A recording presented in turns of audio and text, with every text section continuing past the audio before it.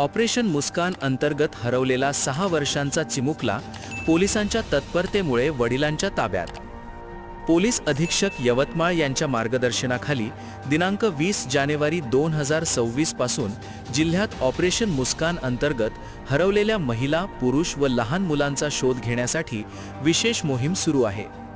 दिनांक 10 फेब्रुवारी 2026 रोजी पांढरकवडा शहरात पेट्रोलिंग दरम्यान शासकीय मैदान परिसरातील आखाडा वॉर्ड चौक येथे एक सुमारे 6 वर्षांचा मुलगा एकटाच फिरताना आढळून आला।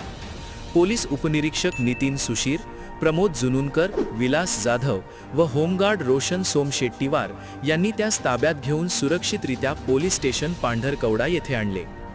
विचारपूस केली असता मुलाचे नाव आयुष बाहे असून तो हिंदी भाषिक आहे व त्यास आई वडिलांची माहिती सांगता येत नव्हती। त्यानंतर पोलिसांनी मुलाचा फोटो व्हॉट्सॲप ग्रुपवर प्रसारित करून शोध सुरू केला। तपासाअंती मुलाचे वडील युवराज राम बाहे हे मिस्त्री कामानिमित्त पांढरकवडा येथे राहत असल्याचे निष्पन्न झाले। पोलिसांनी तत्परतेने संपर्क साधून हरवलेला चिमुकला आयुष यास सुखरूपपणे वडिलांच्या ताब्यात दिला।